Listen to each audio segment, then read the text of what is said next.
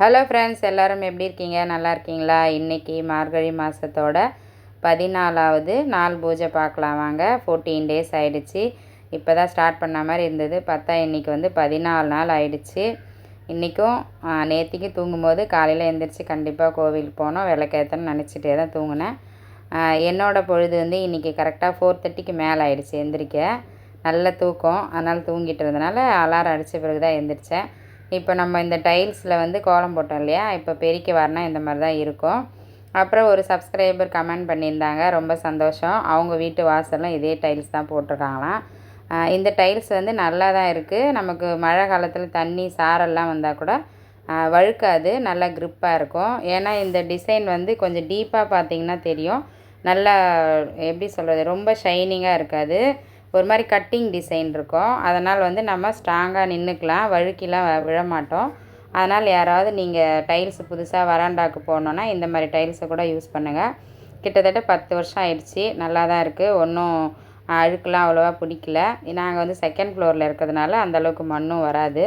ஆனால் நல்லாயிருக்கு. அதே மாதிரி வீடியோ பார்த்துட்டு கமெண்ட் பண்ண சிஸ்டரோ இல்லை பிரதரோ தெரியல. ஓகே, ரொம்ப தேங்க்ஸுங்க. ரொம்ப ரொம்ப சந்தோஷம் நீங்கள் கமெண்ட் பண்ணதுக்கு. இதேமாதிரி தொடர்ந்து என்னோடய வீடியோஸை பார்த்து கமெண்ட் பண்ணுங்கள். அப்படியே உங்களை பற்றியும் வீடியோவில் பேசிடலாம். அதுக்கப்புறம் இன்றைக்கி வந்து சிம்பிளான கோலம் தான் போட்டேன், எப்பவும் போல். பெரிய கோலம் போடுறதுக்கு நமக்கு பெரிய இடம் இல்லை. அதனால் இந்த இடத்துல எந்த கோலம் போட முடியுமோ அந்த கோலம் போட்டிருக்கேன். கோலம் பிடிச்சிருந்தா யாராவது லைக் பண்ணுங்கள். அப்புறம் நான் கலர் கோலம்லாம் போடுறதில்ல. கடவுள் புண்ணியத்தில் இதுக்கப்புறம் பெரிய வீட்டுக்கோ இல்லை பெரிய இடத்துக்கோ போனோம்னாக்கா பெரிய கோலம் போட ட்ரை பண்ணலாம். இன்றைக்கி வந்து மார்கழி மாதத்தோட பலன் பற்றி பார்க்கலாம். பெனிஃபிட் எனக்கு என்னெல்லாம் நடந்துச்சு அப்படின்றத, அதாவது ஹெல்த் வைஸ் என்ன குட்டாக பெட்டராக ஃபீல் பண்ணன்றத இன்றைக்கி வந்து பேசுவோம். அதுக்கு முன்னாடி வந்து ஹனுமன் ஜெயந்தி வருது, அதை பற்றி முதல்ல பேசிடலாமா?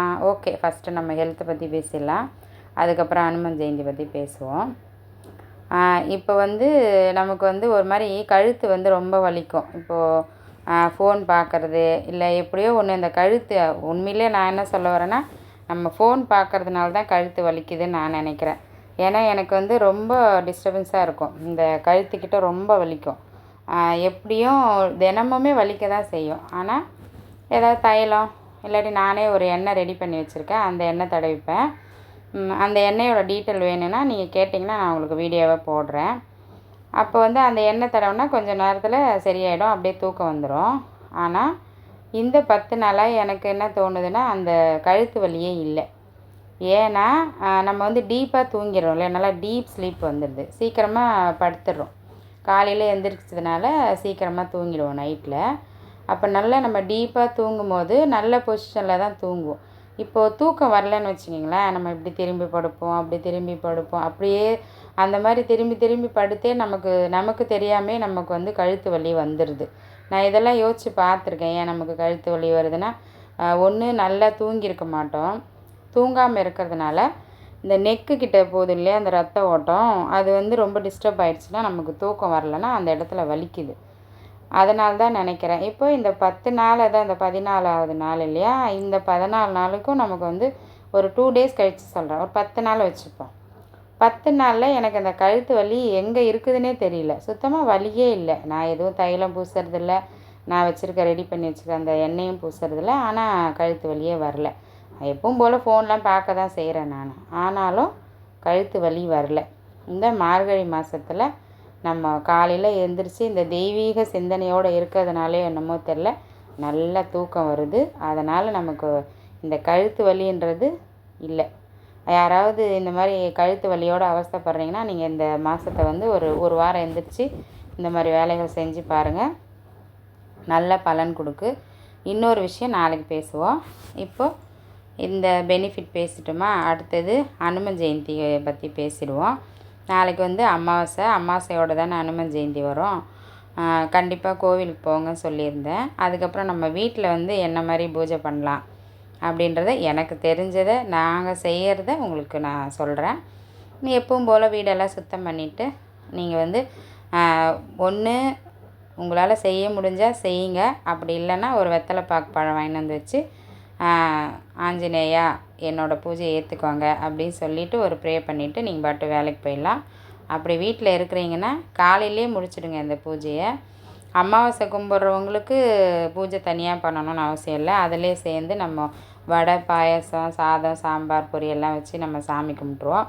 அப்படி இருக்கிறவங்களுக்கு ஸ்பெஷலாக செய்ய தேவையில்ல. ஏன்னா எங்கள் வீட்டில் அமாவாசை உண்டு, அதனால் நான் அமாவாசையோடு சேர்ந்து அந்த பூஜை பண்ணிவிடுவேன்.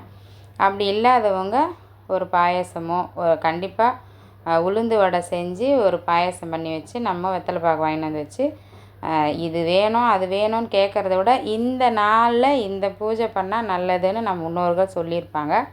அதை கண்டிப்பாக நம்ம செஞ்சு வச்சுருவோம். அப்படி இதெல்லாம் பண்ணும்போது என்ன நடக்கும்னா வீட்டில் வந்து நல்ல பாசிட்டிவாக இருக்கும். ஒரு மாதிரி எரிச்சலாக சண்டை போட்டுக்கிட்டு அதெல்லாம் குறையும். அதனால தான் நான் என்ன சொல்கிறேன்னா, நம்ம முன்னோர்கள் எதெல்லாம் இப்போ அமாவாசை, கிருத்திகை, பிரதோஷத்துக்கு போவாங்க, அந்த செவ்வாய்க்கிழமை, முருகர் அந்த மாதிரி விஷயங்கள்லாம் வரும்போது கண்டிப்பாக நம்ம செஞ்சு வச்சிடணும். நமக்கு அதை பற்றி நமக்கு தெரியுதோ இல்லையோ, ஆக மொத்தத்தில் நம்ம செய்ய வேண்டிய பூஜையை செஞ்சிடணும். அதனால் வீட்டில் இருக்கிறவங்க கண்டிப்பாக வெத்தலை பாக்கு பழம் வச்சு வடையும் பாயசமும் செஞ்சு அனுமன் ஜெயந்தியை கொண்டாடிடுங்க. அமாவாசை கும்பிட்றவங்க எப்பவும் போல் நம்ம சாப்பாடெலாம் செஞ்சு படைப்போம் இல்லையா, அது மாதிரி செஞ்சுட்டு காக்காய்க்கு சாதம் வச்சுருவோம். இதுதான் அமாவாசை படையல். இந்த அமாவாசை வந்து ரொம்ப விசேஷம். இந்த அமாவாசைக்கு வந்து நம்ம அனுமன் ஜெயந்தியோடு சேர்ந்து வர்றதுனால இவ்வளோ டீட்டெயிலாக பேசுகிறோம். மற்றபடி மாதம் வர அமாவாசை வந்து எல்லாருக்கும் தெரிஞ்சது தானே. அதுவுமே சில ஊர்களில் வந்து கும்பிடுறது கிடையாது, அது ஏன்னு தெரியல. ஆனால் நான் பிறந்த ஊர்லேயும் சரி, இங்கே வந்த இடத்துலையும் சரி, அமாவாசை நாங்கள் கண்டிப்பாக ரெகுலராக எங்கள் மாமியார் கும்பிட்டுட்டு இருந்தாங்க. அதுக்கப்புறம் எங்கள் மாமனார் போன பிறகு நான் எடுத்துக்கிட்டு நான் பூஜை பண்ணிகிட்ருக்கேன். கண்டிப்பாக அமாவாசை இருக்கிறவங்க விட்டுறாதீங்க, அதை தொடர்ந்து பண்ணால் ரொம்ப நல்லது. அப்புறம் வெளியில் விளக்கேற்றியாச்சு. அதுக்கப்புறம் உள்ளே போய் நம்ம ஆண்டாளுக்கு விளக்கேற்றிடலாம். நியூ இயர் வேறு வரப்போகுது. யாருக்கெல்லாம் என்னென்ன சங்கடங்கள், சந்தோஷங்கள் எல்லாத்தையும் நாளைக்கு ஒரு நாள் நினச்சி பார்த்து சந்தோஷமான விஷயங்களை அடுத்த வருஷத்துக்கு தொடர்ந்துக்கிட்டே போங்க.